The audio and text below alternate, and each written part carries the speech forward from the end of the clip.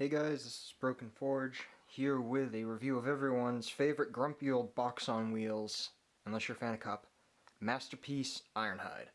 I've been really looking forward to this guy. I'm so psyched to have him here. He looks fantastic. He looks like Ironhide. He is grumpy, he is boxy, he is red, and he is brilliant.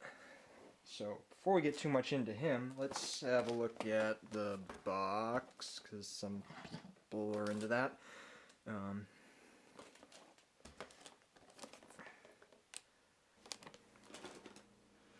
Alright, let's have a look at the alt mode.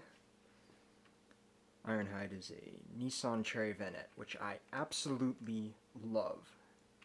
Mostly because we have this very nice retro vehicle mode, very, very realistic, and it's also a very, plain Jane, run-of-the-mill van. I mean, don't get me wrong, I love having Sideswipe that turns into a Lamborghini Countach, and Prowl and his brothers that turn into gorgeous Datsun 280ZXs, but Ironhide's a frickin' van. He's just a lump with wheels, and he's a very, very detailed lump. He looks just like the G1 toy as a vehicle, but then turns into this gorgeous modern robot. And that really strikes my fancy. Yes, he does fit into MP10's trailer, but honestly, it's a bit of a squeeze. I can feel it, at least on mine. It's kind of rubbed up against the roof there. Kind of got to hold these bits together. Autobots, roll slide them out. So, I'm a bit finicky on that, but hey, they tried. Here he is with a Lamborghini and a Datsun. Don't know exactly how big a Cherry Vanette is, but he looks like he's a good size with these guys, at least for as far as a bunch of toys are concerned. Alright, so let's transform him. Going back here. That whole assembly, start of the torso in the back. Okay, this is my first video review, so this is kind of weird trying to transform something in front of camera. These arm assemblies come up.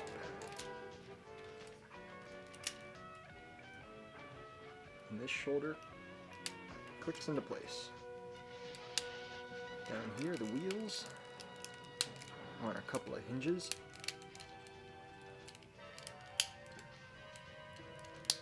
Allow them to flip about 180 and slide away.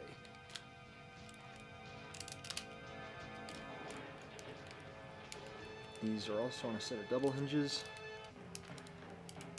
that very, very cleanly fill in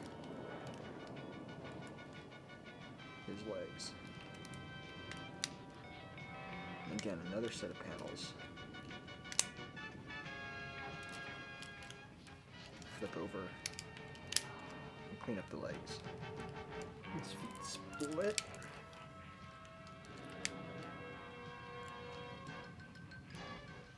And there's a bit of an interference fit on this peg to keep it locked in, so careful on that. His knees extend just a little bit and rotate above the knee. His toes rotate to the outside, and these heels flip down so you don't wear on the chrome bumper when he's standing on the shelf. Next, the hip skirts slide out.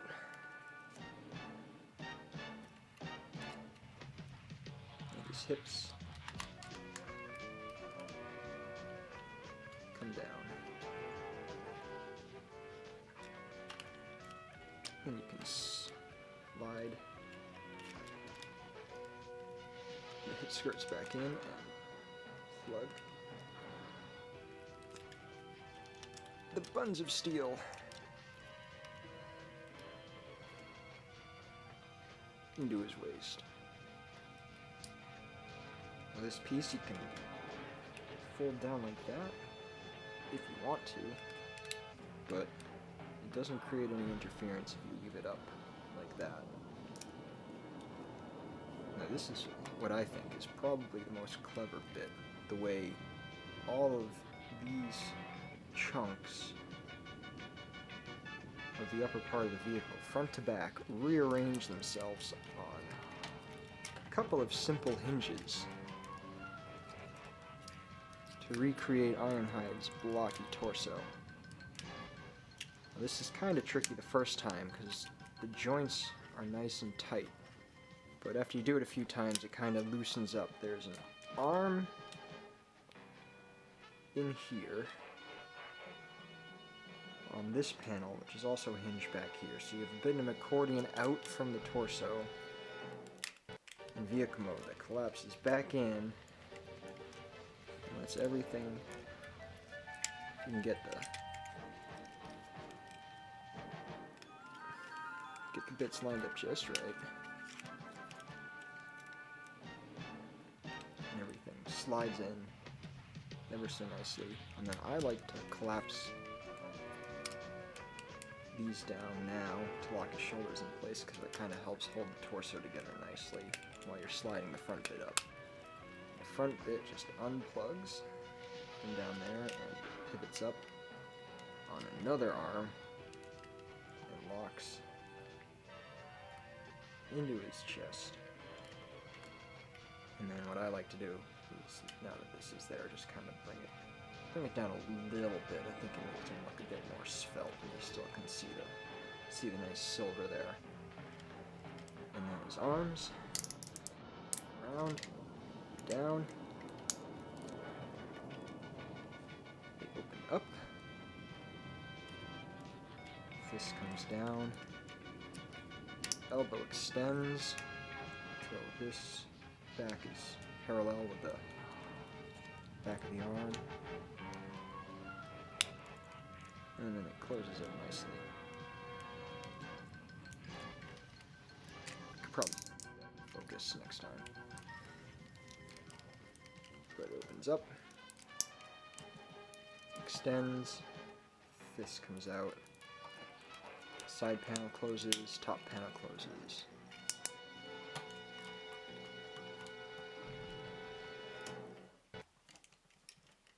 And there is our good friend Ironhide in robot mode. Ironhide's got some lovely articulation, especially for a big chunky bot. His head is nice and mobile, especially with some good range up, for when the episodes where they decided that the Autobots can fly. He was up in the air and needs to look forward. His shoulders go 180 up and down, mostly for transformation, and they can go all the way around. They get a bit hung up on the shoulder mount because of the way they're cut, but they can go there. Get a respectable 90 degrees at the elbow. Wrist swivel, fingers, standard kind of MP hand geometry. He's got some cuts in his diaper, so he can move his legs just about 90 forward. I wish this was my only gripe with Planet X's Vulcan as well, is that you have these larger figures and they do have nice tight joints at the hip, but I would like to see these kind of larger figures have ratchets in the hips. Other than that, that's pretty much my only gripe. Knee, got a solid 90, pretty decent shin to thigh ratio as well, so you can kind of do, the classic kind of ground pound pose, and it's got a tilt on the ankle.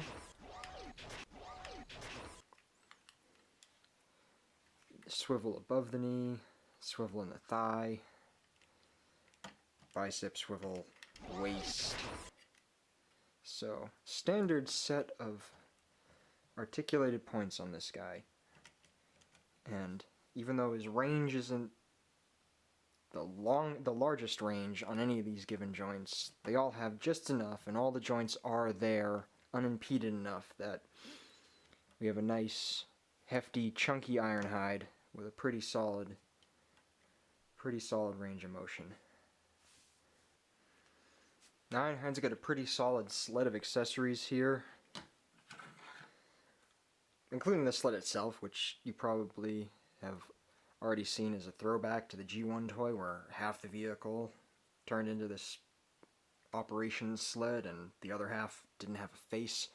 Got a bunch of guns, a couple hands, few odds and ends that showed up in various episodes, like his, spraying fingers and a jetpack and the scanner he used to look for fossils, and some nice chromed bits.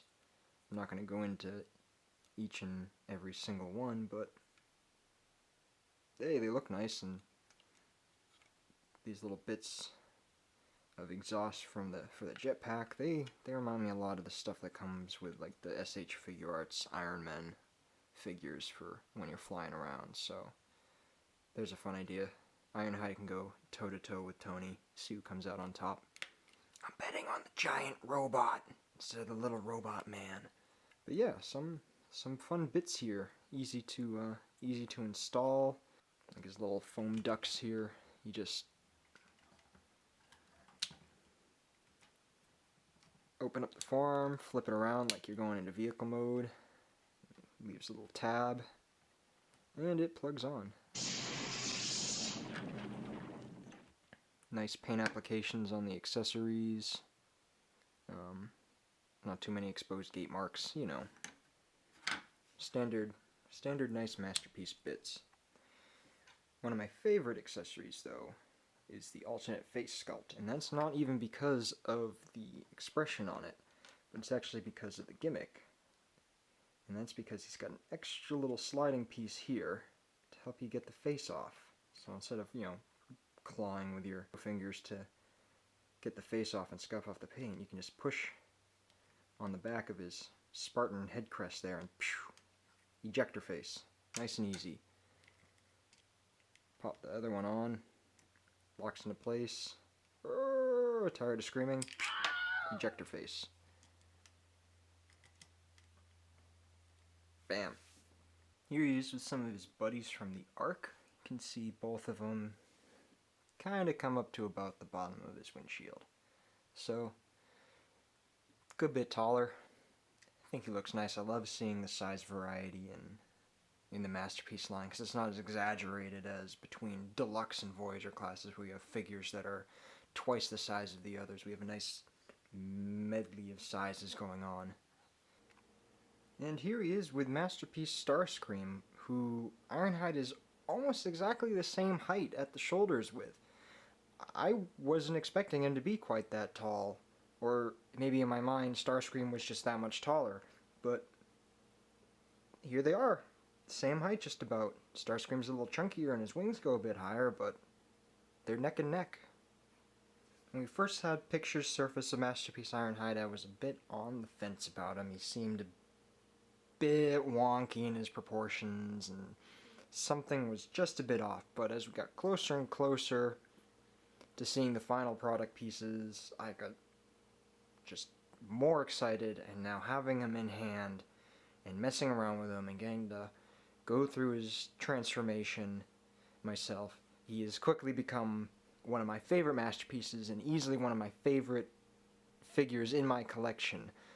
And I've had him for like 2 weeks, and that hype for me hasn't really subsided, so I'm going to say that he's highly recommended. He looks like he walked off of the cartoon, from a panel without gratuitous animation errors, and his colors are crisp and vibrant. His sculpt is right on. His facial expressions are great.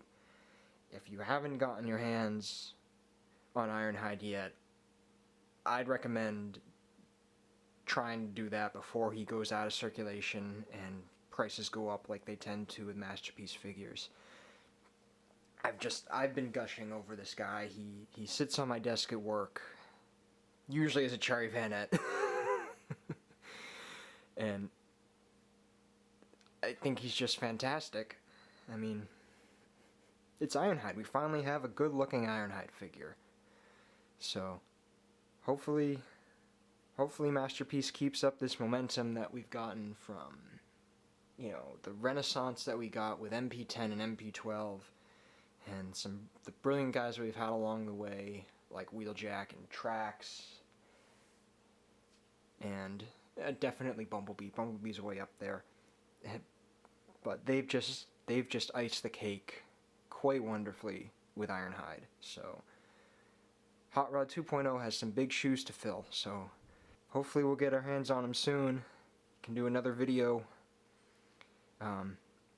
Yell at me at the comments for all the things that I've missed, or tell me what I've got right. Like and subscribe.